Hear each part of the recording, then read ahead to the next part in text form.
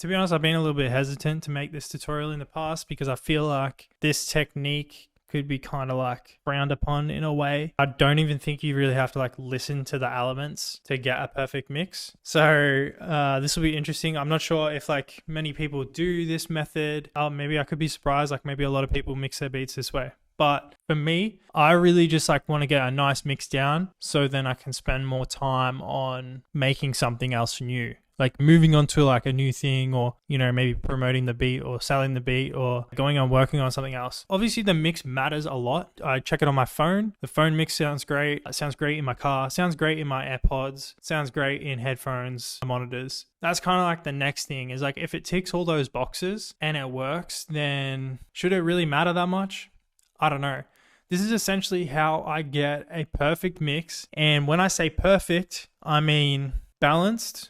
I'd probably go on to say that great mixes are not perfect. They're probably imperfect in the sense of like, they might not be perfectly balanced, but that's what makes them great because certain elements stick out in a nice way that complements the other sounds or whatever. I don't know. So yeah, anyway, this allows me to kind of like mix down a beat in probably like 10 minutes and then just move on to something else. It gets me results. So that's all that matters in my eyes. Anyway, let's just jump into it. I don't process my drums. I think like for me anyway, it's kind of like a waste of time because I like the way they sound and I don't really want to like change the sound of them. I think if you want to change the sound of them, then that's great. And it's probably time well spent because you want to create new samples, new drum sounds, and that's completely fine. But if your aim is to just mix this beat so it sounds great and then you can get it out there, then I don't think you need to process the drum sounds because they're already designed and curated to sound perfect. If you've got a drum kit, then all the sounds in there generally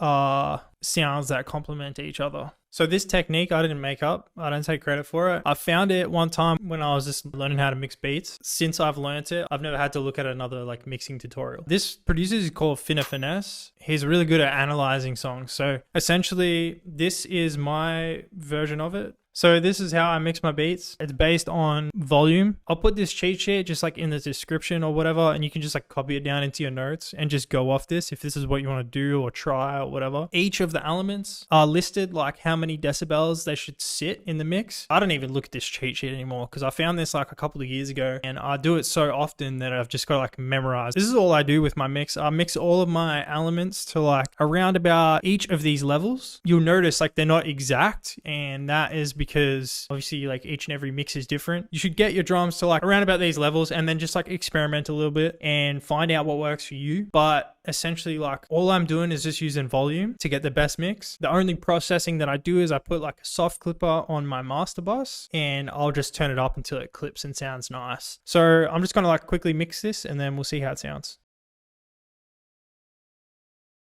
I've just completely mixed that without even listening to it because I've got my microphone on.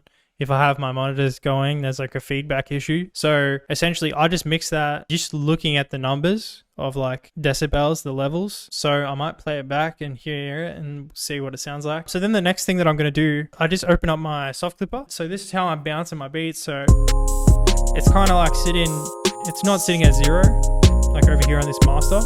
So I'm just going to push it into, and this is kind of the part where I just actually have to listen because I'll just pull down the gain. It's generally around like -5 gain reduction. I start to hear like a nice amount of clipping.